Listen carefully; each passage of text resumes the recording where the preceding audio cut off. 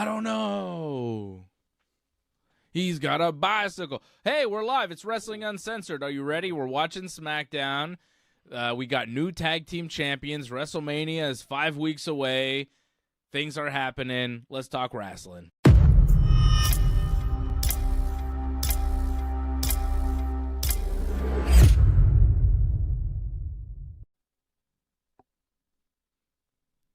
I don't know. Yeah.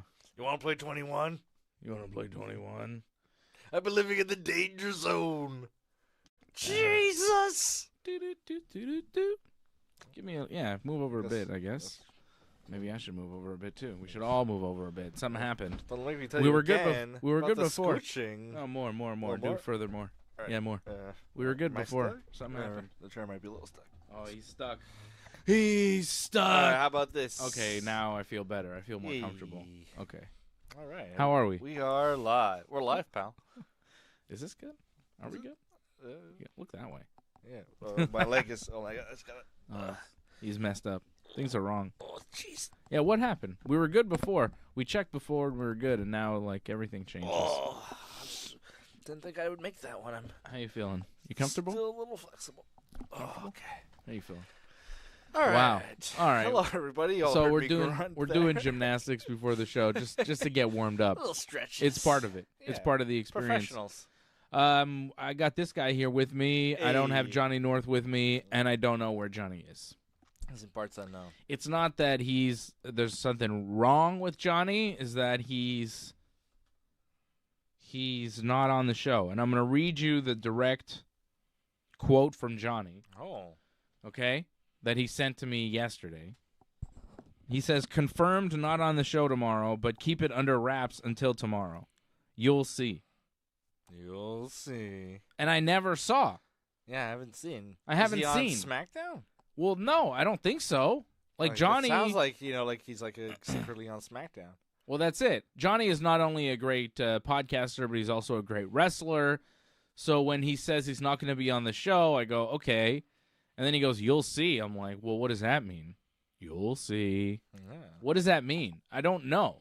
And then I texted him tonight. I was like, well, so you're not on the show tonight or what? I don't understand. What's the deal? Because I didn't see anything. I texted him, so you're not on the show tonight? And then he never texted me back. Well, this is so mysterious. It's only like an hour or two ago I texted him. But still, it's weird because John is normally pretty forthcoming with information to me. That is true. He doesn't usually kayfabe me. Like sometimes he won't reveal things on the show, but to me, like off air, he'll tell me. So I don't know what's going on with Johnny. So I guess maybe we'll see. Maybe he'll be on SmackDown. Maybe he'll be on Collision tomorrow. Who knows? Oh my goodness. Where are they broadcasting at? No, because Collision already recorded in Fresno on Wednesday. That's true.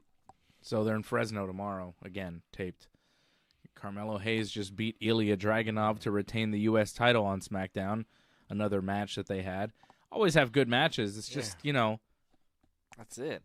It's a good match for the crowd because, in person it's definitely fun to see. It's a good wrestling contest. But they do it time and time again on TV, and you kind of lose interest. Dragunov looks like he's crying after losing the match. Yet again. Yeah. It was what it was. It's hard to say it was their best match or what. Yeah, it's hard to rank them. Hit each other. Their chests got a little redder, Dragunov's mouth was bleeding. Yeah. It was okay. Like, it was okay, but it wasn't. It's just hard to get really invested in because they've done it so many times, and it's just what. Yeah. And there's not much else to these guys, so it's just like, well, it was, fine for what it is, but, a little forgettable in the same way. Well, it's like when you see Carmelo Hayes going to the ring. Well, what's happening? And then he's wrestling Ilja Dragunov. You're like, why? Again? What is this again? Didn't I just see this? Yeah. So it's a little weird, a little annoying. But, hey, they did it. And now Jelly Roll. Now Jelly Roll is backstage. He's going to be called out by Kit Wilson tonight for some reason. Maybe something heading to WrestleMania. We've seen some good Kit Wilson, good Danhausen stuff tonight. A little Danhausen backstage promos with Kit Wilson and The Miz. Danhausen's been fun. I liked when he said, when Miz is like, "We don't want you around," and he's like, "All right, I don't care. Stay cursed. I don't care," and he just walks away. I don't care. Stay cursed. That's what you want. Candice LeRae gave him $20. Yes. To try and like bring Johnny out of his funk, and he just was like left. He's like, "Hey, $20 he just took the money Thank and you. ran." Yes. Maybe he'll help Johnny. Maybe. Randy Orton now talking to Jelly Roll. Jelly Roll disappointed in Randy. Randy talking about the voices tonight. He hears voices. They're really leading into that. Like, at first it was just part of his theme song, and then he was like, let me make it part of my gimmick. Yeah. And now it's just part of his gimmick. And he talked about how the fans loved him and how he was nice to the fans, but he doesn't really need it because he's a heel. And the voices in his head have told him he's going to beat Cody Rhodes for the WWE Championship at WrestleMania. And the fans popped. I mean, that's... The fans were cheering Randy the whole time. I think they were trying to get people to not like Randy. I think Jelly Roll here now is telling Randy, like, stop being a bad guy. Stop doing those things to Cody Rhodes. Be a good guy. But it's, it's weak. The fans don't care. The fans just like Randy, and they're going to cheer Randy. And I feel like the more they do this with Randy, the more fans are going to reject it and keep cheering Randy and possibly start booing Cody in larger numbers. Big way, yeah. If this is a big good versus evil kind of thing. Because Randy, he'll always have the goodwill of the crowd no matter kind of what side of the fence he's on because he's the Viper. They've already built up, the fact that like he'll RKO everybody. So if he's saying like, I don't like you guys and I'm going to be a heel, people are like, okay, sure, like we can accept that. We love you, Randy. It's different than other wrestlers because they've already just built up how the audience is supposed to perceive him. So they're saying, no, you should boo this all of a sudden. We're like, well, no. No, this is what Randy does. Yeah. Why would we boo Randy for RKOing people and attacking people out of nowhere? This is kind of like, it's kind of what he's known to do and what he's loved for, which is like turning on people and beating the hell out of them, and that's what he did to Cody. And now it suddenly is despicable. Yeah. Unimaginable. Like him, not even punting people. Like, what did he do last week? He beat up Cody. Yeah. That's cool. Could Cody, stop him? No. Okay, well, who looks cool in that situation? Randy. And Cody's dressed like a businessman. They gotta stop doing this. So it's like... They gotta stop doing this thing too, where they turn people heel, and the heel just beats the hell out of a babyface. It's like, well, you just made them look so cool and strong right off the bat that people, if you're already a babyface, and then you attack another babyface, and you look really strong doing it. Are people supposed to then hate you for it? Or just keep cheering you because you're a babyface who went over strong? Yeah. I think the WWE is trying to do a heel turn with Randy, but it doesn't seem to be working. But maybe they'll just abandon it and go heel on Cody, but I just don't see that happening. Yeah, because he's got to do... Randy has to kick Brandy Rhodes in the head, I think, for the fans to boo him. And he's got to do something like that, just awful. Which is probably not going to happen at this stage of his career, like how he when he kicked Stephanie, for example. If he RKO'd Triple H, it might be something. Maybe, but I think fans would kind of be like, yeah! People might. Take that, Triple H. Yeah. I don't even think Triple H can take that. Yeah, I don't know if he should. Legally, insurance-wise, yeah, health-wise, I don't know if he could. Big shock to his body. Yeah, I don't know what Randy could do to really get people to hate him. Yeah, because just saying, I don't like, slapping hands with your kids is not enough anymore. It's not the 90s or, No. That's enough. We don't like children. It's hard because he is one of the longest tenured guys on the roster. Yeah, too. So that's also a pop for him. And he's like a living legend at this point. He's been around for so long, through so many generations. People are starting to turn on Cody. They're kind of getting sick of Cody. The belt always goes back to Cody.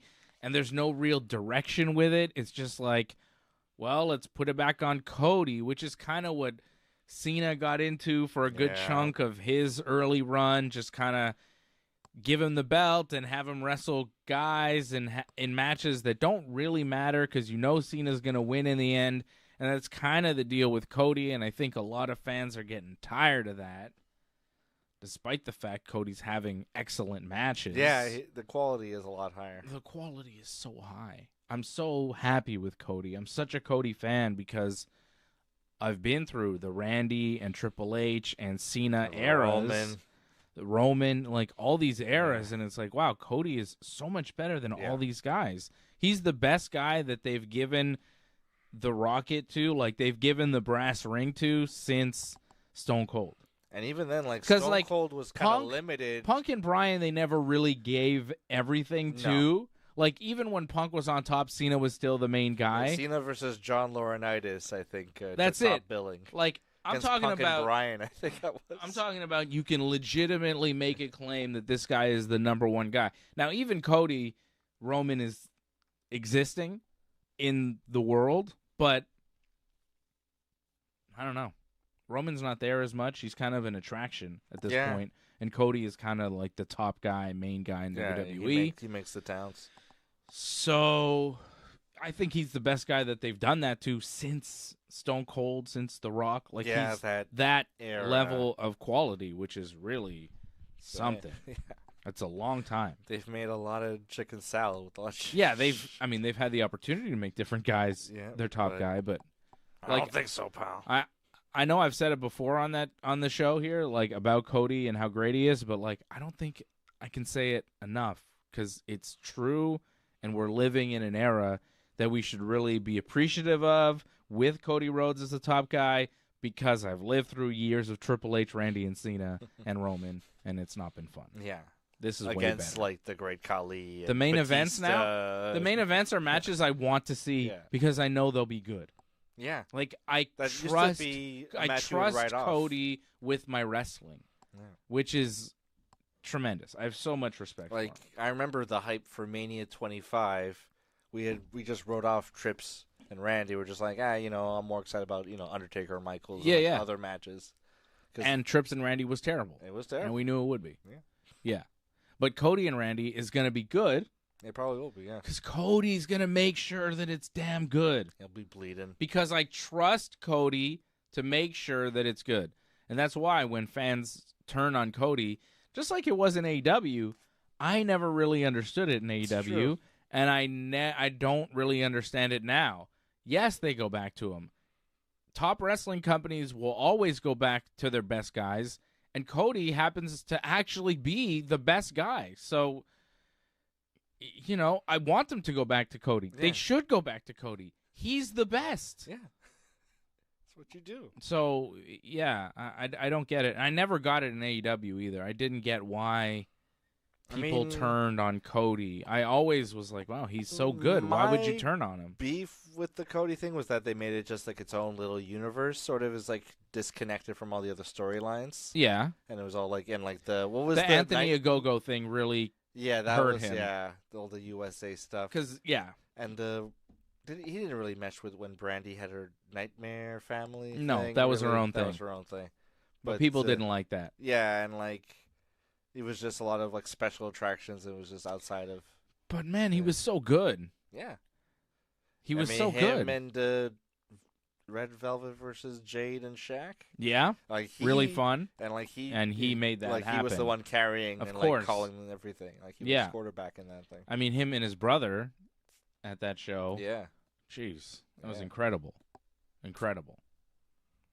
So, Cody, he's had some really good matches with Sammy Guevara, with MJF. Like, he had really good matches in AEW. He was a quality wrestler then, as he is now.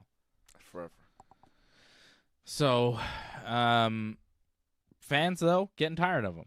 I guess it's just a thing fans just tend to do, and you just go back to the guy. They'll be like, oh, not him again. Why not this fresh face? I didn't really see why people were turning on Charlotte Flair when they did, because I was like, yes. Very similar. Yeah, it was the same thing where I go, well, yeah, of course they're going back to Charlotte. She's actually amazing. She's the best. Have you seen her? Have you seen her wrestle? Do you see the pop? Do you see the entrance? Do you see everything she does? The promos? Appreciate this. She is a living legend. What are you talking about? Why would you boo Charlotte Flair for winning the Royal Rumble? It's like, no, of course she won the Royal Rumble. She's Charlotte. She should win.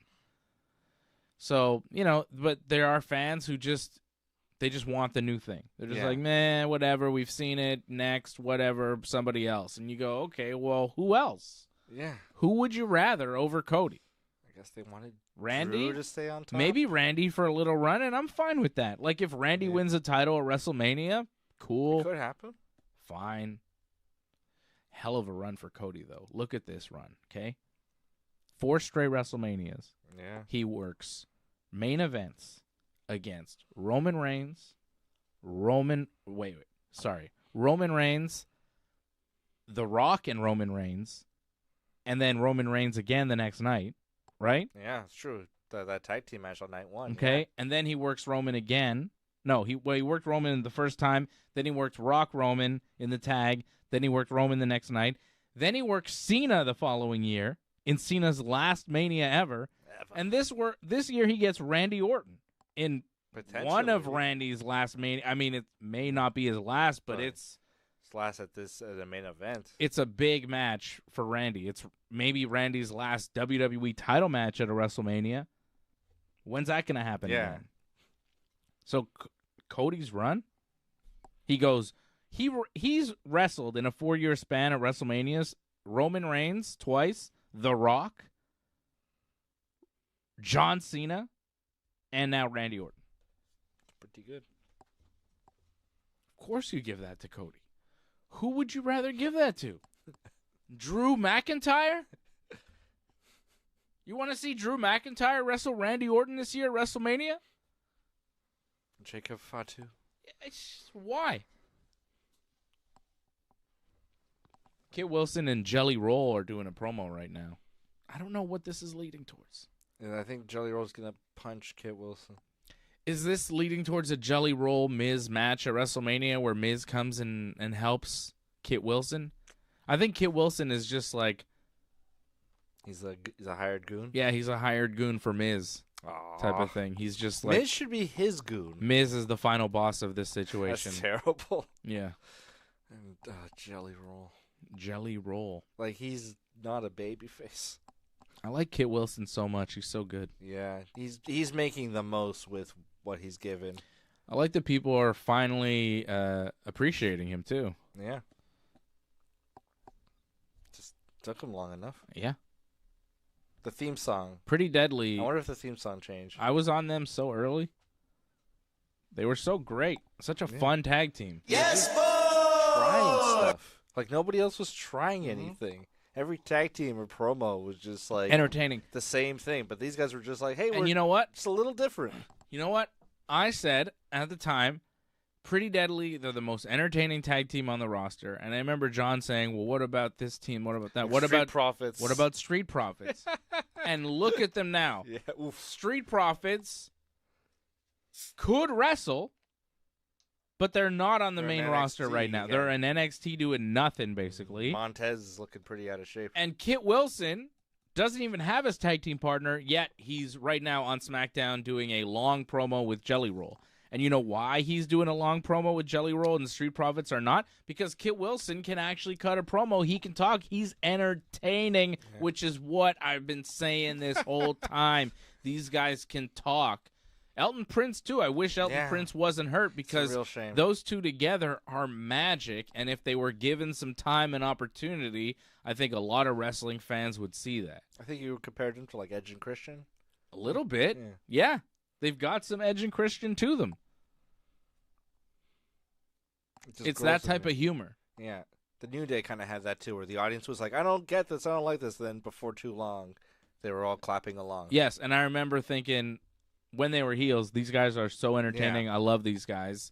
Oh, no. And then eventually other people were like, hey, these guys are really good. Same with Daniel Bryan. When he first started doing the yes chant, I was like, yes, this is amazing. And people were like booing him. And I was like, this is great. What are you talking about? And then eventually people really like Daniel Bryan. Oh, look at this. Kit Wilson has attacked Jelly Roll. And now he's going to the top rope. Kit Wilson. Yes! Oh, some sort of spinning elbow drop on Jelly Roll. Yes. Kit Wilson is taking go. Jelly Roll down. Yes. The roll has fallen. He's doing the dance over the roll. He kicked his hat. Kicking him. Kicked his hat. Kicking the hat. Get That's right. out of here, Look at your Jelly stupid Roll. Hair. Oh, the jelly has been He squeezed whipped from him the with roll. His vest. Oh. They cut away. And they cut away to a backstage with Kiana James and Giulia. But that was amazing. That was awesome. I thought no that was Miz even. no Miz. I thought that was gonna be Jelly Roll beating up Kit Wilson, but it was the opposite for some reason. That's definitely the highlight of the night. What the hell was that? That was crazy. Yeah. Kit Wilson. I guess they should said WrestleMania. They had some words, and Kit Wilson just beat up Jelly Roll, and nobody came out to save him I either. thought Jelly Roll was going to start fighting back or something, but I thought he was going to dodge that move off the top, but no. Jelly Roll's friend was Randy Orton, right? But Randy Orton's not helping anybody now. Nobody came out to save Jelly Roll either. No one was like, hey, this is one of our most beloved country stars. And we didn't even have to see The Miz again. Wow. What a great segment. And now we got Lash Legends. Oh, my God. We've got the Irresistible Forces, the tag team champions, Nia Jax and Lash Legends, taking on the Bella Twins for the WWE Women's Tag Team titles. There'll probably be some interference, Ooh. which has been pretty common in tonight's SmackDown, you pointed out. Mm-hmm. Femi, we just saw a highlight of Femi powerbombing Brock Lesnar. It will be Femi versus Brock Lesnar at WrestleMania, which is pretty cool. It is pretty cool. I'm happy. Way better than LA Knight. Yeah, LA Knight didn't make a lot of sense. Femi made sense. They had that square off at the Rumble. Femi's a big guy. Brock Lesnar's a big guy. People have got a lot of high hopes with Femi. I like Femi a lot. He's probably going to win. I think he's gonna win. It's the beast. I think Femi, that makes if he loses, then that stops his push dead. If people can always point to, well, Brock beat you and Brock's not there, Femi has to win. Almost has to like losing to Brock doesn't kill you though. Losing to Brock is like everybody's scared of the beast. Yeah, but I think Femi needs it'd be huge. It'd be like a WrestleMania moment, like it's one of the. Kind of almost like mirroring the shock of Brock beating Undertaker. It's like, look at Femi. He's beating Brock Lesnar. Maybe. I'm not convinced, though. No? Which makes it more interesting. All right. I think Brock It feels, might win. I don't know, it feels very... I mean, just got the big power bomb in their first encounter. I think he's got Brock's number. Like remember when Goldberg just kept whooping Brock around? No, I think he's too young in the game, and they still have a lot to do with Brock. And I don't think they're giving Oba all that. I think they're going to give him the match. He's going to look good, but Brock is going to win in the end. It's possible, and it's one of those good work, rookie, but you're not there yet kind of things. Yeah, I don't think he is there yet. I wouldn't put him over Brock yet either. Because Brock, he's a high-paid attraction that you only want to have lose in really big situations. And you want to keep him strong. And Oba doesn't need to be made off a one WrestleMania match with Brock. No. But it would be huge for his career. Going forward. Of course, it would be in the world title picture right away. Yeah. But he can be a star. If Roman Reigns wins, then the next night Oba Femi challenges him. Be like, whoa. Yeah, then all of a sudden he's main event right away, but I don't know if they're going to jump him into the main event right away. Maybe not. I'd be surprised. I'd be surprised if they did that because they don't really do that. No, but they got to push some of these NXT guys to be the next guys. Yeah. They got to start establishing some of these guys when. Yeah, but I just feel like Brock wouldn't do it. I don't think he's gonna job to him. I don't think he would say yes. Just yeah, I'm not feeling that, brother. I think he'd pull one of those. I'm not doing it. He's got that kind of control. Yes. Still. I mean, he can talk to Heyman, and Heyman can make things happen. Speaking of Heyman was with Brock on Monday night. Heyman came out all disheveled, looking terrible, really looking crazy bad because of the beating he took from Seth Rollins.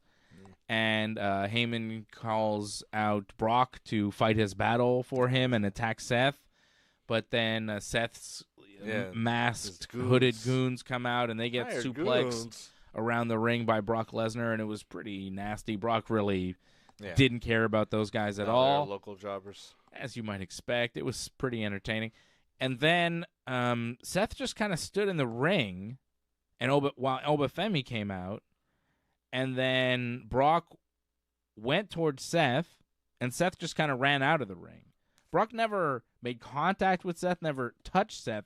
Seth has come back, but has yet to take a bump or be attacked in any way, which is making some people think that he's not actually medically cleared yet. They need the star power. But they want to start something, and like maybe he will be cleared on the road to Mania, and they want like. Do you think he gets involved in this match? Say they think he's going to be able to wrestle at Mania, right? But he's not medically cleared yet. They want to start the build if he can be there, and then like on the road, then they get him cleared at some point. Who does he wrestle? Austin Theory?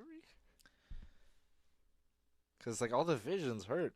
Logan Paul, possibly? Oh, yeah, again? Logan Paul. Yeah. I mean, Logan Paul's the biggest name that he could get from the Vision. Like, Bronson Reed is hurt. Braun Breaker doesn't seem like he'll be ready. Like, if he could possibly be ready for WrestleMania, Braun Breaker, Seth Rollins would be the match. But, you know, they've wrestled recently. They had some really bad luck there with the Vision and some injuries with Bronson Reed and Braun Breaker both going down. For real. And then Seth going down as well. Like, everybody in that group got hurt. And now Seth and those guys, they might start slowly coming back, but maybe not in time for Mania. I think that they're not even sure, like, what they're going to do. But Logan Paul doesn't have an opponent yet for WrestleMania, and you would think they would book him. Yeah. And Seth doesn't have anything yet. Yeah, it would make sense. It's the most logical for one. Seth to wrestle Logan, like he could get hurt in some way. Yeah. But it's kind of ironic, you know, a group called The Vision has not had a real clear path for it from the start. That's true. That is true. And we have this women's tag team match, the Bella Twins. My goodness. This is unbelievable. Oh, boy. When is the last time we saw the Bella Twins on SmackDown? This is crazy. Yeah, what year is it? Yeah, it's Nia Jax and Nikki Bella right now in the ring. Nia Jax part of Team Bad? Nia Jax and Lash Legend, the tag team champions, taking on the Bellas. We have new men's tag team champions. R-Truth and Damian Priest won the WWE tag team titles tonight with a win over the MFTs. It was Tama Tonga and Jeff Cobb. Jeff Cobb, who's JC Potatoes. JC Potato. JC Mateo? Potato. JC Potatoes. Well, they lost. The MFTs lost the tag team titles after some interference from the Wyatt family. They were all over the ring. Uncle Howdy and all the friends. They were there, and they stole. Well, I mean, they helped R-Truth win the match. Yeah. R-Truth got the pinfall victory. R-Truth got the pin. Damian Priest looked shocked. He's like, what? He was like, I can't believe we just won the tag titles. His reaction was really good. Priest and Truth are fun together, and you know, we were at SmackDown a couple months ago, and Priest got no reaction. No, almost go away kind of. And there's no direction for him. Him and Truth as a tag team is fun because Truth also like. He had that whole thing where they fired him and then they brought him back, and he's been back, and he hasn't really been like he shaved his head and he was mean, but then he was Truth again and was like, what is going on with him? And he's been kind of directionless. So now him and Priest doing something. They've got the old Judgment Day connection. They've got that relationship together. I think it's something. I like it. I like it for both. It helps them both. Yeah. I like it. I'm happy because the MFTs and the Wyatts like trading the tag team titles. It's enough already. It was a bore fest. So this is a good move. I don't know what it means for WrestleMania for those tag belts. Like Truth and Priest probably get to defend them on WrestleMania, but or maybe the SmackDown before. Because like if they do defend them at WrestleMania, right? Yeah. Against who? It's like another multi-tag. It's I think like the Motor City. Seeming like the men's and women's tag team championships are going to be in multi-team matches. Motor City Machine Guns beat Fraxium tonight. A lot of interference, by the way. Motor City Machine Guns beat Fraxium after Candice LeRae punched Nathan Frazier to help the Motor City Machine Guns for some reason. Like I told you before, the Wyatts interfered in that tag team title match. Aleister Black had a match with Sami Zayn that Trick Williams interfered in to help Black win. So basically every match that we've seen has had interference except for the last match with Carmelo Hayes and Ilja Dragunov where Carmelo won clean. But other than that, and now get ready for some interference here because we Charlotte. have the Bella Twins against Nia and Lash, and Charlotte and Alexa Bliss are ringside. Looks like business is about to pick up. So Charlotte and Alexa want next for the tag team titles. It feels like we're going to have a multi-team match at WrestleMania for the women's tag belts. But the men's tag belts now, the Truth and Priest one, I don't know if you see them involved in like a match with the MFTs and the Wyatts. I feel like you just have a big, giant brawl type match with the MFTs versus the Wyatts, like all of them, to settle it finally at WrestleMania. You make it a ladder match? I don't know what you make those it. guys aren't really ladder match specialists. Yeah, I don't know if you make it a ladder match. I think you make it like a not anarchy in the arena exactly, but that type of thing where they brawl everywhere and you have a finish in the ring. That type of thing. I always liked the Chicago street fight that LOD had against, like, it was LOD and Ahmed Johnson against the Nation of Domination. Mania? When they brought out the kitchen sink. Do you remember Was that Mania 13? I think so, yeah. It was just like a brawl around the ring. It was like a tornado tag, and it worked. And it was just nasty. And I think that's the type of match I'd like them to do. Yeah, just a big car crash. Just a big car crash around the ring. Yeah, tables just beating the hell out of each other. Sometimes those matches wind up being some of the better matches on the card. Like you got some big tough guys in that they can suplex. Last year, Drew and Priest, I think they had a hardcore match. That was a lot of fun. Yeah.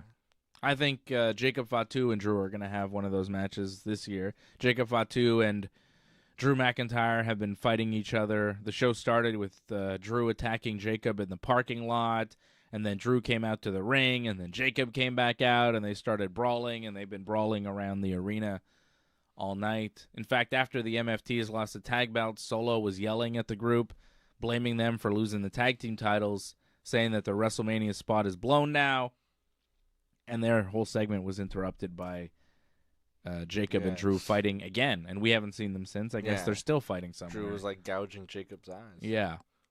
Solo blaming the guys, and then Tama Tonga was like, you got to give the lantern back to the Wyatts. You haven't been the same. You've been acting weird. It's like the lantern's giving him powers or something. That's so dumb. It was weird. And then he's like, you're starting to talk like Roman, and then Solo got mad, but we didn't see the end because Jacob and Drew came. So, yeah. Oh, Brie hitting the yes kicks on Nia Jax, and the crowd going, yes, yes. Interesting. Remote. Yeah, so Truth and Priest, like maybe they have a match against Motor City Machine Guns and Fraxium, or maybe not. Like I could see them just defending it on the SmackDown before Mania. Yeah, that's feeling a lot more likely. Oh, Nikki Bella going to the top Iris maneuver. Crossbody to the outside on both of them. Nikki Bella, high risk. They're talking because they've got their fights. What's the main event of this show? Like, is it? It's not this. I mean, we haven't seen Cody yet, so I guess Cody will come out or maybe he's selling the Randy attack. So. Well, it can't be this because this has another like 20 minutes to go, and I'd be shocked if they went all the way to 11 with this. They're not doing another 20 with this. Is there another match? I don't know. We'll see. We'll see. What else happened on SmackDown tonight? Zack Ryder. Oh, yeah. Zack Ryder was mad at Randy Orton about what he did to Cody last week, and Randy got in his face, called him a mark-ass stooge and an indie nerd, and then he attacked him. It's pretty good. It's a pretty good little moment there from Randy. Rarely heard the Again, word like, mark. is this supposed to make Randy a heel? Because the fans popped. yeah, fans were The like, fans ha ha ha popped. ha, get him, Yeah. Randy. He's using, smarky language. Yeah. It's cool. So that happened. Sami Zayn continues to be upset. Sammy's mad. Yeah. God. And, there's interference. Oh, and a disqualification. Nia got into Charlotte's face. But Nikki Bella. Oh, Nikki had Lash Legends in the yes lock. No, it was a STF. Oh, was it the STF? Oh, the Cena move. Yeah. Wow, she had him in the she had her in the STF, but Charlotte then kicked Nia outside the ring, which caused a disqualification. Did the Bellas have the match won? I don't know, but now the Bellas are fighting with Charlotte. Charlotte bumped into them. Now the Bellas attacking Charlotte. This is a match. Here comes Alexa Bliss. This will be a multi-tag match. Yes, it's a lot of stars. Yeah. The Bella Twins, Charlotte Flair, and the rest. The gang. Yeah. But yeah, this is probably a 3-way tag team match. Maybe you add another tag team from Raw, possibly Bayley and Lyra. Oh, yeah. Maybe, baby. 4-way tag. We're seeing Lash and Nia take control of this brawl. My goodness. And drop the Bellas, Charlotte, and Bliss. As this match has gone out of control, ends in a no contest, disqualification, whatever. Lash and Nia still champions. We weren't going to see 2 title changes on the show tonight. No, I didn't expect that. No. Lash and Nia is a good team. I'm liking them more. I like them. It's a good use of Nia. Like, I don't mind seeing Nia Jax anymore. Yeah, no. I think she's gotten to a point where she's not so bad. Yeah. Like, a lot of people don't want to give her any credit, but she's been wrestling for a long time. She's actually in pretty good shape. Like, if you look at her, she's in some of the best shape of her career. Yeah, I think pairing her up with Lash, I think it's giving her, like, a motivation. Like, she looks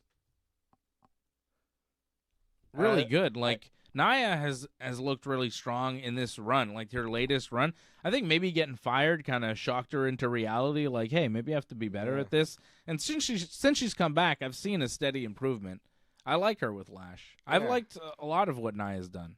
Yeah, no, she's been steadily improving, and maybe she feels like like more of a vet, and she's got this rookie under her wing. Maybe she feels like a little more motivation to kind of show up, and like Lash seems like a good performer too. Lash is a serious athlete. So it kind of pushes Nia to kind of be like, okay, we're gonna do these more high risk kind of moves, so I better show up. Lash is legit. Lash played in the WNBA. Like, she's for real. She's a professional athlete. Yeah.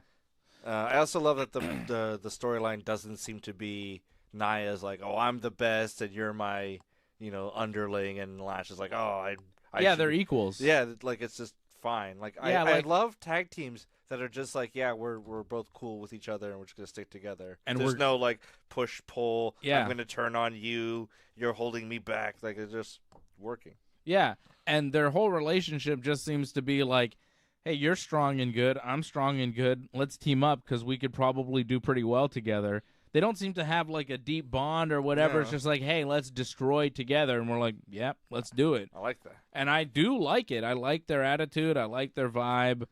I like both of them. They're really good. I'm a big fan of Nia and Lash. I really like Lash. Like, I think she's Rookie of the Year. Oh, yeah. She's been fantastic. She's shown up in every spot that they've put her in. She was great at the Rumble. She's delivered. Like, she delivers every time. I'm very impressed with Lash Legends. I haven't seen a lot of her promos, but when she does talk, it's fine. You know, it's good. Yeah, it's not awkward. No. They just haven't given her a lot of mic time. I don't know what that's about, but I like what she's doing. So that match ended in a melee. We'll probably see something at Mania with many teams for the tag team titles. Good way to fit a lot of the women on the roster on the Mania show. We have Jade Cargill versus Rhea Ripley. That's a one-on-one match. They did a promo. That was fun. Yeah. Jade says she doesn't need wrestling or the belt to be somebody. She's somebody before wrestling, and she doesn't need this ring. She doesn't need any of this. Rhea needs it. Jade, whatever. which is true. It's all about making the money. Yeah.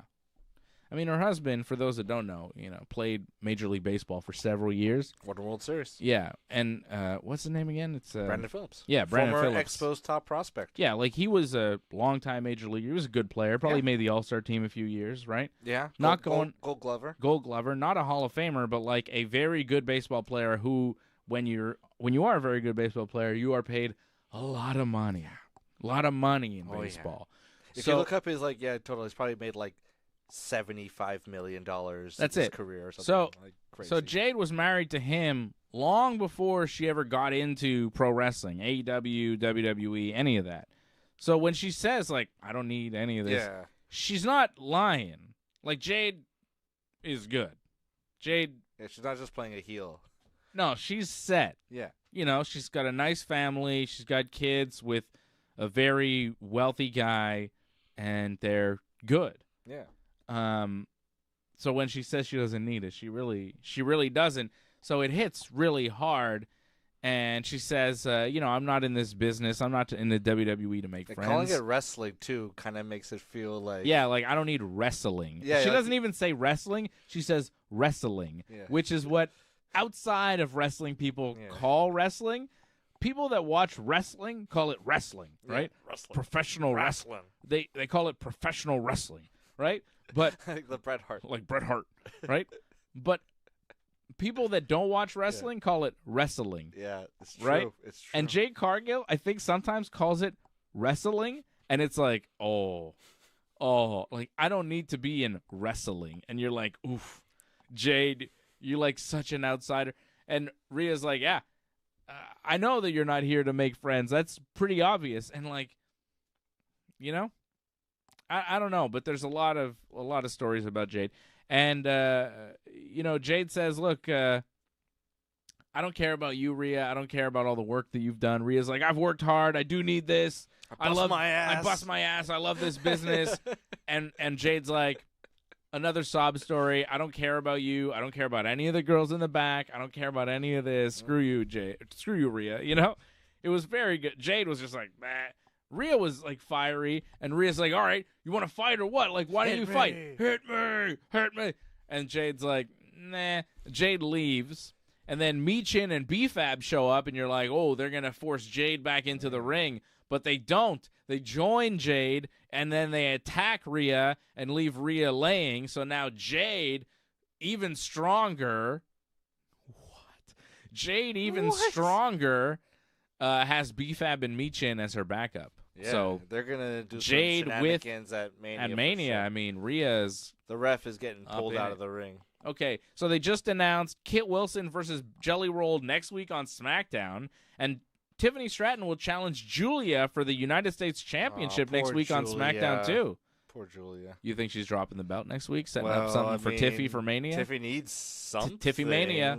Ooh, and maybe a number one contenders match. It'll be Alexa Bliss and Charlotte Flair against the Bella Twins next week on SmackDown. Bella Twins getting a lot of work, brother. Got them warmed up. Interesting. Jelly Roll versus Kit Wilson one-on-one on SmackDown next week, just on SmackDown? We thought that might be Mania. Maybe it is Miz, maybe. Yeah, maybe Miz is the final boss. Yeah. Oh, so the Randy main event, again. It's Randy just coming out to talk again. Maybe. Randy's been on the phone talking to somebody. Oh, yeah. And we don't know who it is. Like, people are guessing it might be Triple H or Shawn Michaels or The Undertaker, but like it could be somebody else. Yeah. But here comes Randy, and he's got a steel chair, and he's going to do another promo. Ted Jr.? Yeah. Ted DiBiase Jr. found not guilty for 13 counts. 13 counts of what? Fraud. And like defrauding like charities. Yeah. Like, well, he was not guilty today, so he was a third member of Legacy with Randy and Cody. Maybe. Oh. Wow. So he's shaking kids' hands. But it's so that he's hating this. But did he say he hated it? I thought, or was he just kind of saying he's like rubbing his hand, like, look, it's like it's making the voices are telling him not to do angry. Like he knows he has to, but the voices that's shaking hands with the kids. Randy, nice guy, Randy. But he's not a nice guy. He's resenting this.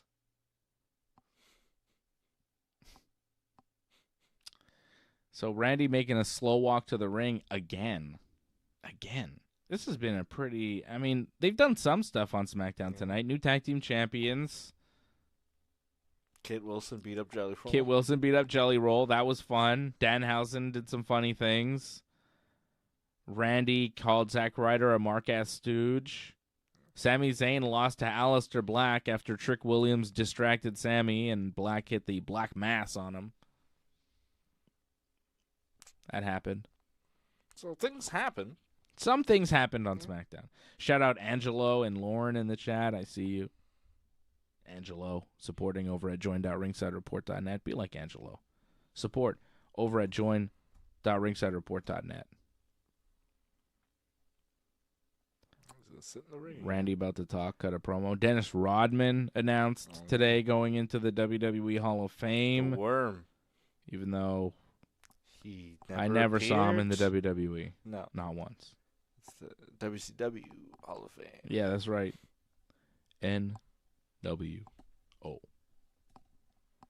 I remember that, like, watching WCW being like, oh, man, Dennis Rodman. Because, like, it was during the Bulls run. Like, he would just show up on, like, Nitro. Like, while, like, the Bulls were, like, you know, on these magical championship-winning runs. Yeah. It's crazy. Yeah. I think he left during, like, a playoff series to go party with Hogan. Yeah. Crazy. Nuts. The guy loved wrestling. I think he showed up at the Road Wild in, like, South Dakota. Mm-hmm. I think it was him and Hogan versus Jay Leno and DDP. Oh no, it was Bischoff. That was Bischoff and Hogan. Yeah. Versus Leno and DDP. Yeah. No, it was Karl Malone. And DDP. Against Hogan and Rodman. Was that? Maybe that wasn't at Road Wild. It might have been. Or it might have been. Randy Malone. in the ring now. The mailman. A couple things happened on Raw this week too. We saw Randy on Raw doing a promo where he's talking to somebody on the phone. I wonder if that phone call will be revealed. Oh, Randy wants to apologize to Matt Cardona now. AJ Lee wrestled this week on Raw. She beat Bayley in a decent match. And then Becky Lynch attacked AJ. So probably Becky versus AJ in some sort of match again at WrestleMania. That's wrap a lock. that thing up. Which I don't know, man. We've seen it. Might be some kind of gimmick. Yeah, I'm a little disappointed that Bayley's not involved, but it seemed like Bayley and Lyra were headed towards Adam Pearce's office to talk about a tag team title shot, so maybe that'll happen. CM Punk and Roman Reigns cut a promo in the main event. Roman called Punk old. Punk punched him. How dare you? Yeah. It's like he's like 6 years older than you, man. He's not. You're not a spring chicken, Roman. I mean, Punk is 47. Roman is, 40? Yeah, he's 7 years older than you. Calling him old is, like, kind of rude. Like, yeah. I don't think you can call somebody 7 years older than you old. No. You know what I mean? Like old. Yeah, like you're... Like in a derogatory way. You're just under 5 years younger than me. Yeah. You can't call me old. No.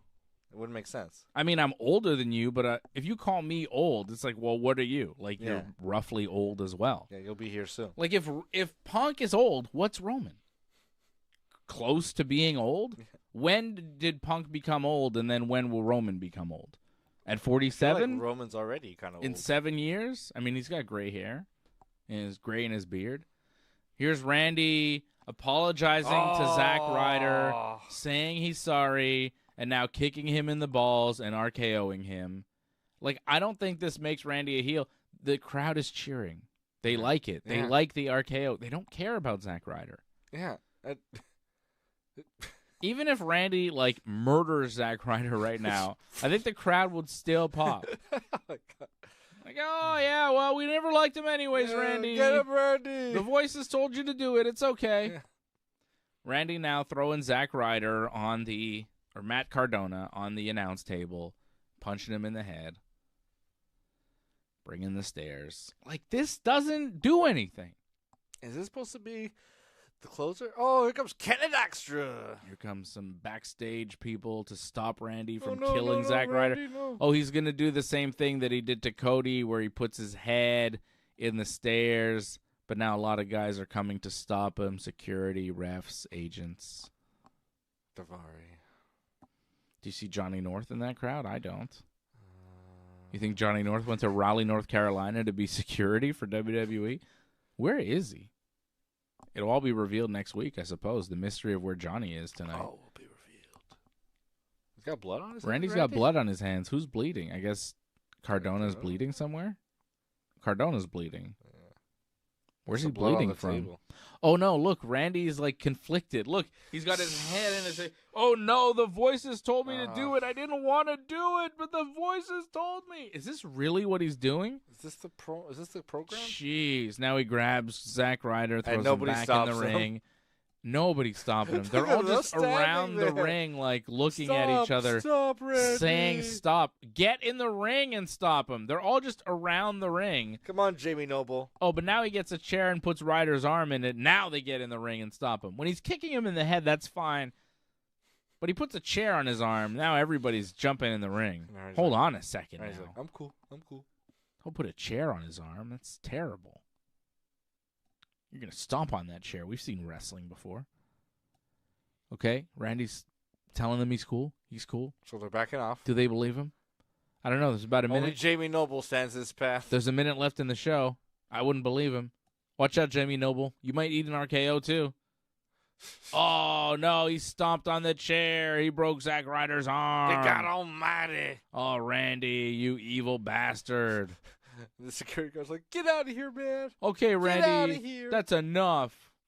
You've had your fun. Jeez. This is Who are these dumb. jabronis they got to be security guards? Does anybody care that Randy's doing this to Zack Ryder?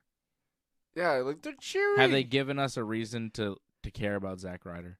They're probably trying RKO. Or He's this lost is like awesome. every match he's had on TV since he came Yeah. back. He's just a jabroni. You know, This is dumb. if we do that to Chelsea, I think that would get super heat. Yeah. People are like, that's Chelsea. What are you doing, man? Like if Chelsea came out Yeah. and was like, "Oh, what are you doing?" and then And Randy hit Yeah. her with the While RKO, she's in like a wheelchair. that would be nuts. Oh wait, we're cutting Oh, to backstage great. where Jesus Christ. Drew McIntyre and Jacob Fatu are still fighting. We're going to What come is to all the this? grand finale of SmackDown. They're on some sort of platform. I'm guessing somebody's going to fall into a thing that they've set up Yeah. because Nick Yeah. Aldis and a bunch of agents, security guards, are running to the parking lot Oh. behind a fence where you can't see where they're going to fall into. Jacob is on the edge of a ledge, and now Drew is on the edge of the ledge joining him as they fight. And we are behind the fence now, and we cannot see where they will fall. No doubt they will fall somewhere, and they will be totally fine on a crash pad that we will not see And then we'll because cut this back, is dumb. And they'll be on the asphalt, and they'll be like, "Oh my god! Oh no, they fell off the thing. They must be dead now. This is a cartoon. This is fucking dumb. This is a theme park." And the stunt show's show. over. They No, didn't you even don't show see them it. like on the concrete with their heads smashed open. No, because they just fell in a big crash pad, and then they hugged and they said, "Yeah, good show, guys." Yeah, all right, let's get a beer, brother. That sucked. Let's go party in Raleigh, North Carolina. That was awful. Yeah, that was weak What sauce. a bad ending to the show. Ah. Like, I was trying to give the show a benefit of the doubt. Like, we had new tag team champions. We had Danhausen. You know, we had a couple things that I like. We had Kit Wilson attacking Jelly Roll. We had some things. This bullshit. And then the main event. Well, like the Randy thing with Zack Ryder. Who cares? The match that was the actual main event ended in like a disqualification. We had one clean finish the whole show.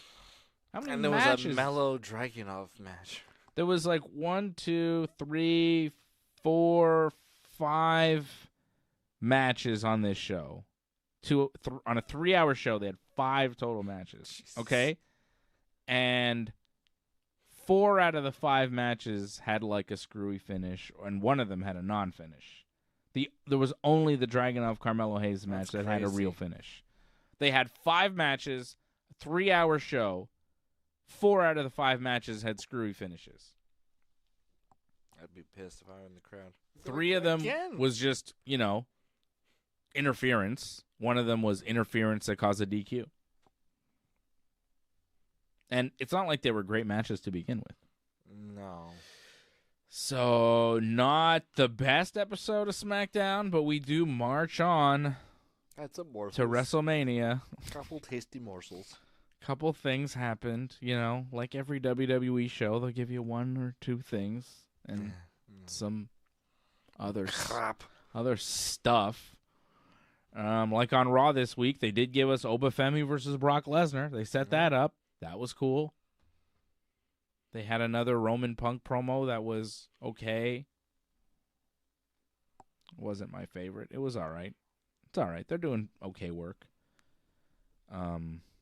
But I feel like they started off on fire, and ever since then, it's been like, yeah, all right. Yeah. It's okay. They haven't been able to kind of No, and they're just saying weird stuff. Like Punk being like, put you in the ground with your father, and now Roman's like, you're old. It's like, well, the material what now is just weird. You know? It's like, what? Roman hates Punk. Because stuff. Yeah. The podcast stuff was good. You made my life difficult. Like, he said all the best stuff right at the beginning. Yeah. And now the rest of it is like, said bad things about my dad and my family. We don't like you, and I'm going to beat you, and you're going to acknowledge me. It's like, all right. Punk had a good line about, I don't know what to call you, and I'm not going to call you Joe because there is a Samoan I love named that. Yeah. A little nice little reference there. Yeah. Samoan Joseph. Shout out to Samoa Joe there. Okay. It's like a little Easter egg. That's it's like a little nothing. It's like, whatever. I don't know what to call you. I'm not going to call you Joe because of another Samoan named Joe. Like, you can't know 2 Samoans named Joe. It just doesn't compute in your brain. Like, it didn't even make sense. It didn't make sense. It's like disrespectful, I guess he would. Well, I'm going to call you Joe, but I can't call you Joe because you're Samoan, and I know a Samoa Joe, so I can't call you Joe. So then I'd forget about Samoa If you weren't Samoan, I could easily call you Joe, but because you're Samoan, if you were American Joe, I can only know one Samoan Joe because I categorize people within their race and ethnicity because I'm CM Punk. Devout racist. Like, I don't know. What's going on?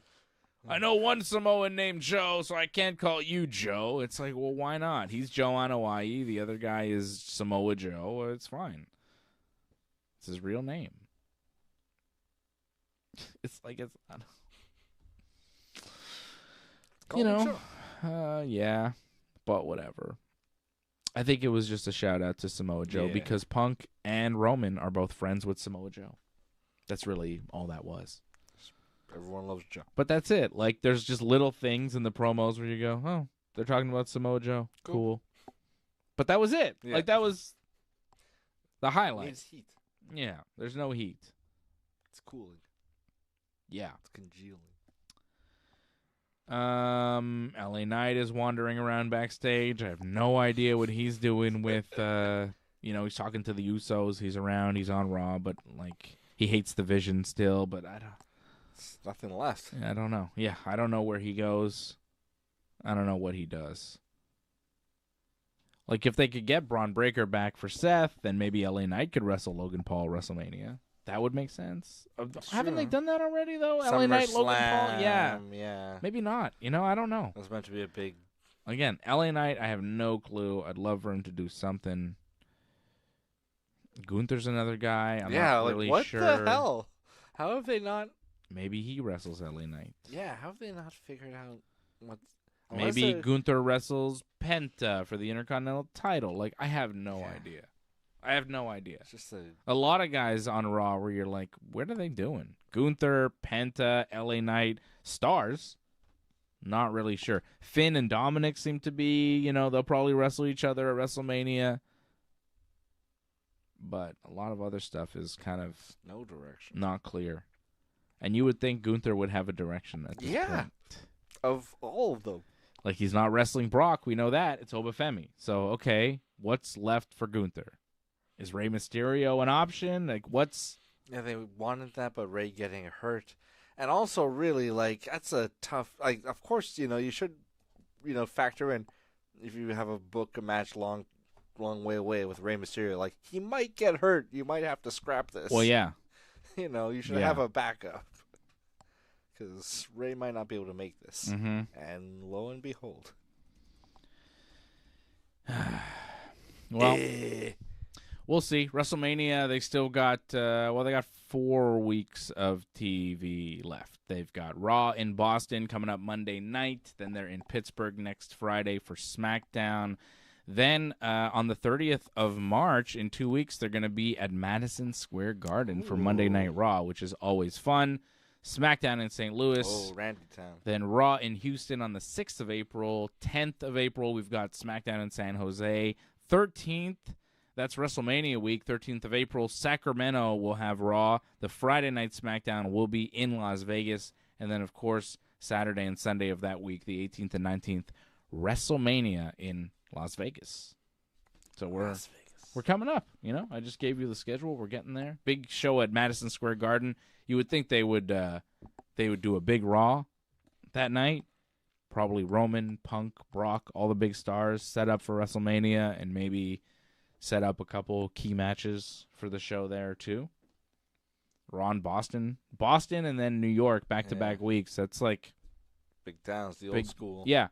They're going to set some stuff up coming up Monday in Boston, and then the following Monday at Madison Square Garden.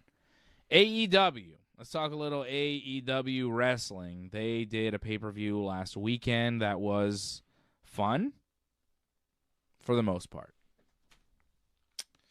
I watched it. I was watching it live, and I was enjoying it. It started off. I watched some of the pre-show. It was all right. Jack Perry won the AEW National Championship in a 21-man blackjack battle royal. Took the belt away from Rick O'Shea, so they had a title change on the pre-show. And then the show started with FTR beating the Young Bucks in a very good tag team match to retain the tag team titles. Like, they started off strong. Then Toni Storm and Marina Shafir had a very good match. And Ronda Rousey came out. Well, actually, sorry.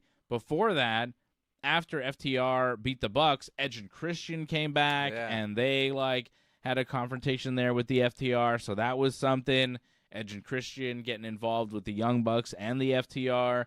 Some sort of three-way tag team title situation happening. So that is good stuff. Seeing Edge and Christian back together as a tag team in AEW. Haven't seen them for a while, so they made their return. Then Toni Storm beat Marina Shafir, but Ronda Rousey showed up and got in Toni Storm's face a little bit, which was exciting, but may mean nothing because now we're hearing Toni Storm could be out for the rest of 2026. At least. Maybe an injury, some sort of issue. We're not really sure, but Toni Storm may not wrestle again for the rest of the year, which is a long time, blow. Man. That's a long, long time the rest of the year for AEW. That's 9 months. I don't know. I don't know what that means. But, losing Toni Storm, one of their best, if not their best. I mean, she was Wrestler of the Year in 2025 for us. Yeah. So to lose her is rough for AEW. Yeah. Especially now when you thought, hey, maybe she's going to do a little program with Ronda Rousey. Maybe not. And Ronda, who knows what she was really going to do. Was she planning on doing a run in AEW? The show was at the Crypto Arena Los Angeles in LA, and I think Ronda's not at that building, but she's going to be fighting in LA. Yeah. Her fight in a couple months is in LA, so this might have been just local promotion in LA for AEW fans. Come see Ronda, or this might be the beginning of something with Ronda and Marina, but they didn't really mention Ronda that much on Dynamite this week, and she wasn't on the show. No. So I don't know what Ronda meant, but seeing Ronda, I know a lot of people have mixed feelings about Ronda. She's very polarizing. Some people love her, some people hate her. I love her. I think she's awesome. Pioneer in the game. we wouldn't have women's MMA in the UFC, and we wouldn't have women main eventing WrestleMania if not for Ronda Rousey. Mm-hmm. So I don't really understand why people hate her so much. She's got strong opinions. She deserves to have strong opinions. She's Ronda fucking Rousey. My biggest issue with Ronda right now, like, I've got nothing with her against her. I love Ronda always as a performer, and like when she's done, it just feels like I feel like AEW is not a good venue for her, because Ronda, you know, is a very like cut the bullshit. You know, I'm here to fight. I'm not here to do characters and things. And I don't know, AEW always feels like a lot of characters and like kind of over the top, like a Toni Storm or what Harley Cameron's do. You know, like it just feels like Ronda. You know, she it's just setting her up to get just rejected by that audience that loves like the kind of big, sort of over the top sort of. I don't know how much the AEW audience would love Ronda, but I think Ronda as like a tough badass with Marina Shafir in that same type of vein would work. Could work, but like Marina's not like a top. I mean, she's with the Death Riders. But Ronda would be yeah like that, but on an elevated level. I think she could work in AEW. I think she could work in any wrestling promotion. She's a star, you know? She cuts a hell of a promo. People hate her or love her. Yeah. That's what you want, to have strong feelings about somebody. I was shocked, like, when Ronda returned at how many people were just pissed, like, just hate Ronda Rousey. I was like, whoa. I thought people liked Ronda. I didn't realize. I like Ronda. I mean, you know, she's had some weird opinions, conspiracy theories, whatever. I ignore that. She's a fighter. A lot of fighters. In the grand scheme of fighters, it's... Yeah, she's fine, honestly. Yeah. Well, yeah. But she said some really true things about the UFC lately, which I've appreciated. Yeah. And... they don't pay. Yeah. And, like, just based off who she is and what she's done for women's sports in general, I guess people forget. Yeah. Like, because we're now living in a post Ronda era where we're seeing women's sports treated way differently than they were before Ronda Rousey. And I'm not just talking about pro wrestling and MMA. I'm talking about women's sports. Ronda Rousey opened a lot of people's eyes. Like, hey, people will watch women's sports as like the main thing. Yeah, the main event. The main event, and it will sell big time. And a lot of leagues around the world went, well, maybe we can do something here. Like, this is a viable option because of Ronda Rousey. Dana White said he would never have women in the UFC, and then Ronda Rousey, you know? So, yeah, I'm a big Ronda fan. She's just broken so many barriers. I don't know how people forget that or ignore that, you know? Like, how do you toss that to the side? She's so important as, like, a historical figure in sports for people now to be like, well, fuck Ronda. It's like, what, man? Yeah. What do you mean? It's like if, you know, I mean, not quite, but like if Jackie Robinson had some like controversial views at some point, people were like, you know, we don't care about Jackie Robinson anymore. Like, you know, I mean, Ronda's not breaking that type of barrier, but she, big one. She, you know, it's not as big. She didn't face the same type of hate, obviously. I don't want to compare her to Jackie Robinson. I'm just saying, like, I know what you mean. It's as she was a big first. She's big first, did a lot of things, and you go, can you discount that? Even though, like, because of some other things that you don't like about her? I don't. You know, it's like I didn't like the way she acknowledge. I don't like the way she handled the end of her MMA career in the UFC. Like, it was kind of, you know, wasn't great.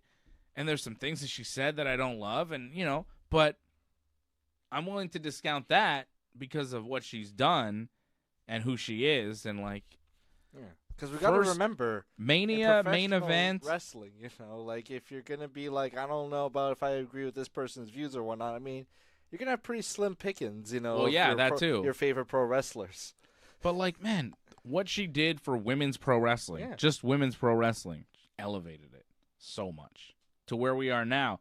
For people to forget that, disappointing. But whatever. People easily forget things. But I was very excited for Ronda Rousey versus Toni Storm. That would have been incredible. I guess it's not going to happen. Not now, anyways. Jon Moxley beat Konosuke Takeshita. Submitted him. Very good match. Choked him out. to retain the Continental Championship. Really good. And then Will Ospreay came back and called out Moxley. Very good. Ospreay's back. Moxley had a great match. Everything's going well. Then you have the women's tag team title. 5-minute match. Fine. We have new tag team champions. Megan Bayne and Lena Cross beat Harley Cameron and Willow Nightingale to become the new women's tag team champions. They are now the second tag team champions. Fine. Good. Made sense. It worked. Swerve Strickland had a hell of a match with Brody King. Swerve beats Brody King. Good. We're on a roll. We're doing well. Tekla has a solid match with Chris Statlander. Beats her in a 2 out of 3 falls match to retain the AEW Women's World title. Then we get to a trios match. Sounds like this thing starts to slow down a bit. And you're just like, okay, this is all good, but like there's a lot of this, right? Yeah. Like, god damn, man. Are we getting to the main event yet? And then we get to the trios match, and it's Mystico and Jet Speed becoming the new trios champions, defeating Okada, Fletcher, and Davis. And they're the new AEW trios champions. And then at that point, we're like 3 hours into the show. Okay? And Andrade comes out to wrestle Bandito. Okay. And it's like 11:15. And I'm like, You must be getting tired. And I look and I go, shit. There's still a Darby Allin match after this.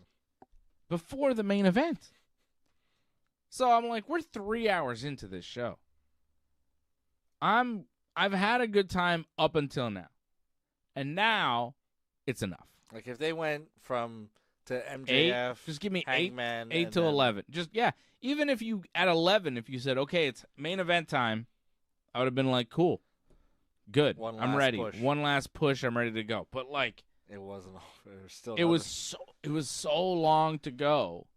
Jesus. And you just go, why is this still going on? And But Andrade and Bandito was fine, but like it didn't need to be on the pay-per-view. No. It was 21 minutes, and you're just like, I want this to end. Finish. It didn't need to be on the pay-per-view. Yeah, just skip it. Put it on Dynamite. Put it on Collision. I don't care. It didn't mean anything. Andrade wins. Who cares? They needed to take out 2 or 3 matches from this show, put them on Dynamite, make Dynamite better, because Dynamite this week was not great, and make this show a little shorter so it's just easier to watch, because at 3 hours, you're done. You don't want to watch anymore. 4 hours is ridiculous. It went like 4.5, 4:45. This thing ended at like 12:30, 12:45. It was insane. So Andrade wins, and you're like, all right, keep going. Darby, Orange, and Roderick Strong beat the Dogs. The Dogs are like a new group that just came in. This is their first big match. They lose. Christ. David Finlay I think this is his second match in AEW, but it's his first match like with his team. It might have been his first match in AEW. He lost. That's not good. He's supposed to be good. He's all right. And Darby beat Gabe Kidd this week in a coffin match. So Gabe Kidd's just losing to Darby a lot. I don't know what the hell the point of that coffin match was. It was weird. It wasn't great. So they had that Tornado Trios match. It was a car crash. Darby, Orange, and Strong beat Finlay, Gabe Kidd, and Clark Connors. David Finlay, of course, the son of Fit Finlay. He was in New Japan for a long time. These guys were all in New Japan together. So is he Dave Finlay Jr.? Yeah. Because this is Dave Finlay. Yeah. So Finlay, Kidd, and Connors were a group in New Japan. Now they're in AEW. You think if he wrestles like in a lucha mess, he's like Finlay Jr.? No, he's El Hijo del Finlay. El Hijo del Finlay? I think so. El Hijo del Finlay. Anyways, Darby and Orange and Roderick won that one. And then it was finally time for the main event. And Hangman and MJF, it was Texas Death. And they did everything. And when I say everything, I mean everything. I don't think there were thumbtacks, but there was glass. There was barbed wire, of course, tables, chairs, a syringe going through Hangman's mouth. Ugh. Like you saw it going through his cheek. That was a little too gross for me. There were those wooden spikes in the head They put those like skewers in MJF's head, and then Hangman like punches them. That's gross. What was the really gross thing that they did? What's in the syringe? I don't know. The syringe was pretty bad. The glass was okay. The spikes was just ridiculous. Oh, they went through like a big exploding thing. They fell off the stage onto some big thing that exploded like a million times. So they're supposed to be burnt to a crisp, but they were okay. MJF choked Hangman, punched him with the ring, of course, choked him with a chain. Oh, yeah, they kind of hung him, choked him out, and then Hangman couldn't answer the 10 and lost. So not only did they just deliver an ultra-violent, I would say too violent match, like they needed to take away 2 or 3 gimmicks from the match. This was like classic AEW where they just do too much. They did too much. This match was not great. It should have been better. They did too much. It was too much. Staples, too. They stapled. Like, they just did everything. Yeah. It's like, all right, man, I get it. It's Texas Death. Hangman, I guess he tries to keep topping himself violence-wise, but at a certain point, there's no more topping it. You just got to pick. You die. Yeah, you just got to pick one and stick to it. The syringe was like, enough. Just do that. If you're going to do anything, just do that. But don't do that. Don't do any of it. There's a lot you shouldn't have done. Some of it, was fine. The glass, whatever. It's like, it wasn't so bad. A lot of it wasn't so bad. It was just that they did all of it. Yeah. They did too much of it, and it was like a 46-minute match. Jeez. So you're watching it, and you're like, oh, my God, I can't believe they're still wrestling. I can't believe this is still going on.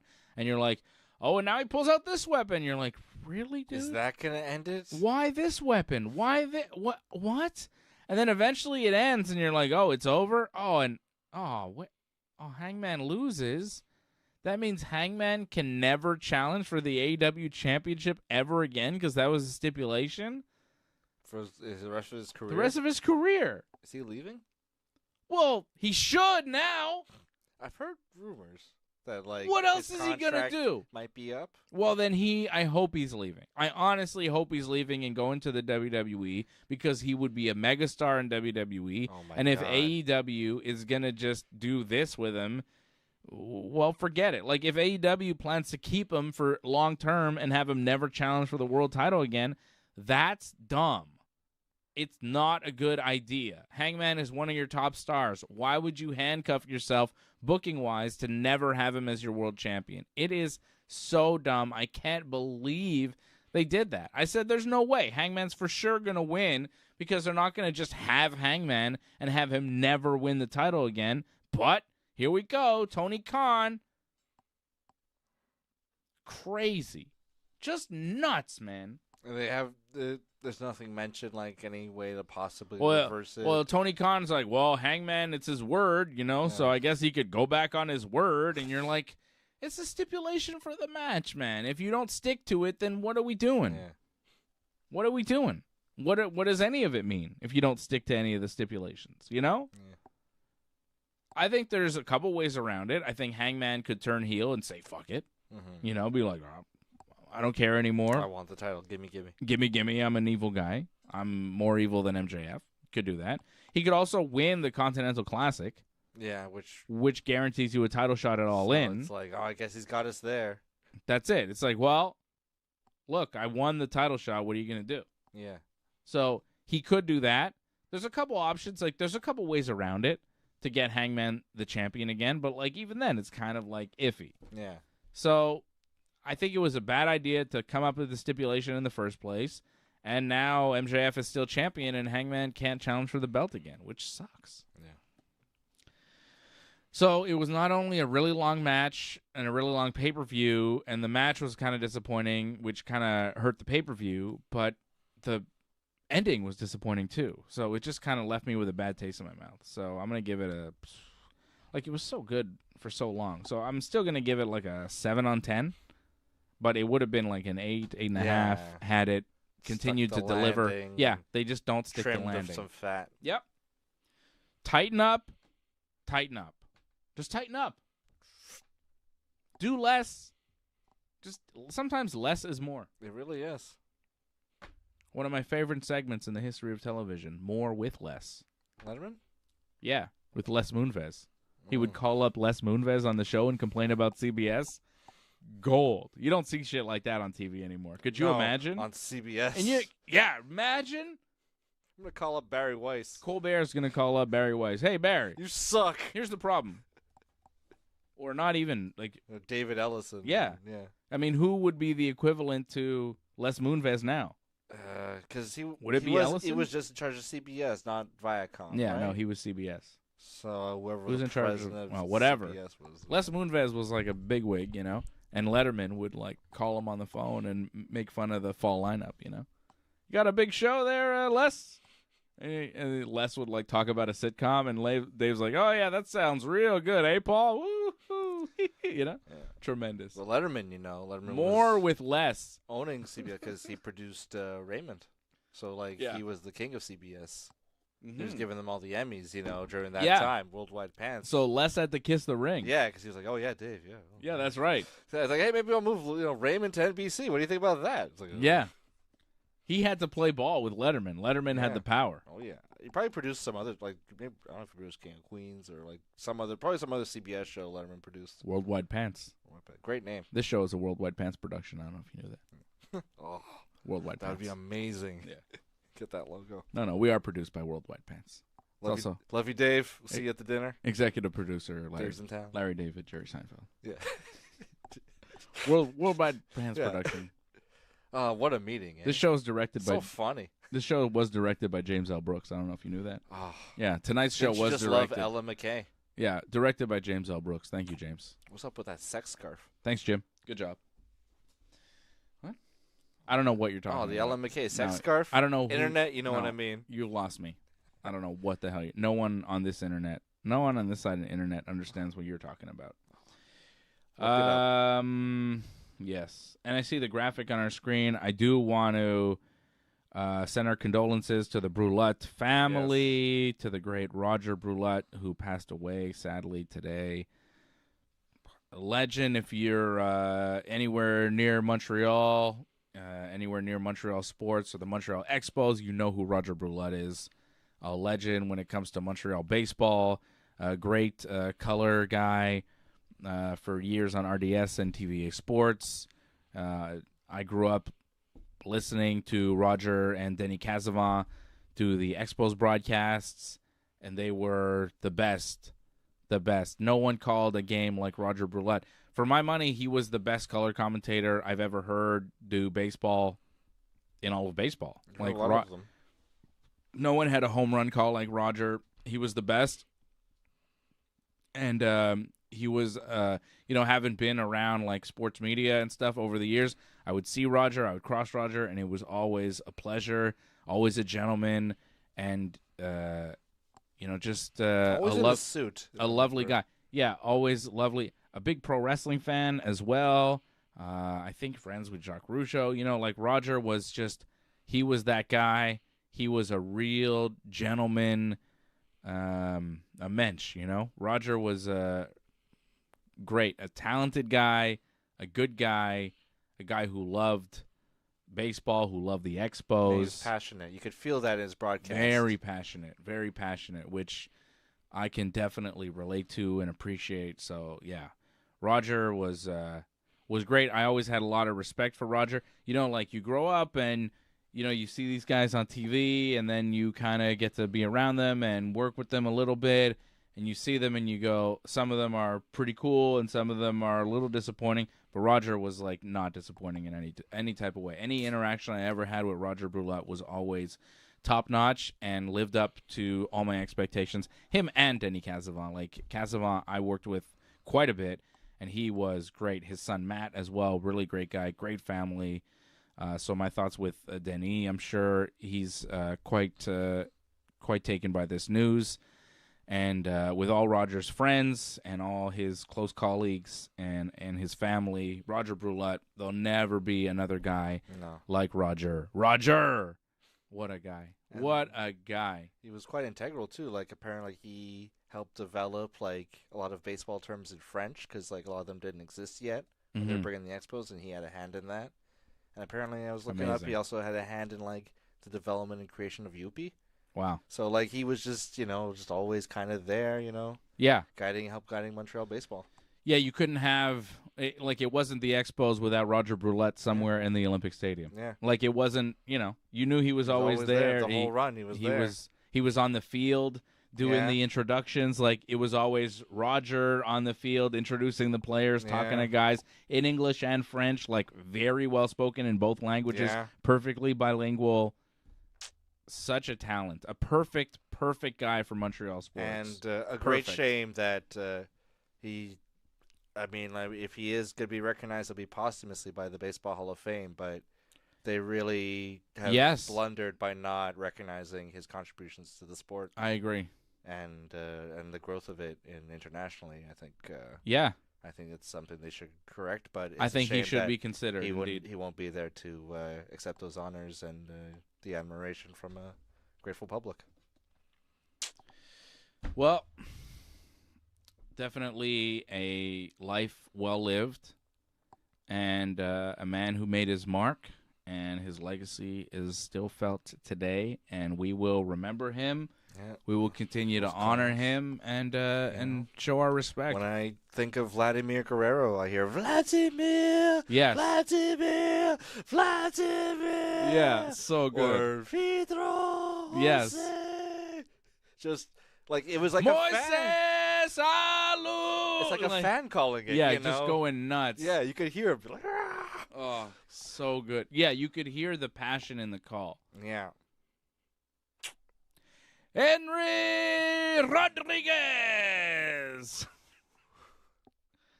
Oh, man. What a guy. Yeah. That's it. Like, a big part of my childhood was listening to Rodger and Denny call the Expos games on RDS. So. Those were the days. Yeah. And then growing up and then being, like, seeing Rodger around was always really cool. It was always like, oh, shit. Yeah, you'd see him in the hallways. Like, just at the stadium, like, he'd be, like, around, Yeah. So you'd walk around. People would always go, hey, people would always be shouting around for Rodger. Getting autographs. I have his autographs. Angelo's in the chat. I'm sure Angelo's seen Rodger around, Everybody saw Rodger. Yeah. He was active. Yeah. Well, rest in peace to Roger Brulette. The great Roger Brulette. We dedicate the memory we dedicate this show to the memory of Roger Brulette. Okay. Yeah, especially he was a super wrestling fan. Big wrestling fan. I'm sure he listened to our show. That'd be cool. I'm sure he did a few times. Roger was a big sports guy. Yeah. I know a lot of guys, listen to us driving home from games and stuff. We're on late night. Yeah. I'm sure Roger has heard the show, and I could imagine he liked it. I don't know. It's a good show. 20 years strong. Yeah. I think he probably did. Who doesn't? I like it. Yeah. I mean, I'm on I go back and watch old moments. Yeah, it's a decent show. I like when you're on it. Thanks for coming on. Thanks for stepping in for Johnny North. Hopefully Johnny resurfaces next week, and we will see him. And yes, of course, rest in peace to Chuck Norris, too. Chuck Norris passing away, which seemed impossible. Like, I thought all the jokes. Chuck Norris death was afraid of Chuck Norris, not the other way around anyways. But, hey, Chuck Norris, also very cool. So. And also the guy from Buffy the Vampire Slayer, a guy who played like her best friend, Nicholas Brendan, also, this actor, passed away. Xander from Buffy, he was a sidekick, kind of. He passed away, too, like a young age, like 56 or something. Always comes in threes. Nicholas? He had his demons. Brendan. Ooh. That's the demons. Okay. Yeah. Well, rest in peace to him, too, I guess. Yeah. All right. But mostly Roger. Yeah. Thank you, everybody. We'll see you again real soon here on the Ringside Report Network. Thanks for sticking with us to the end.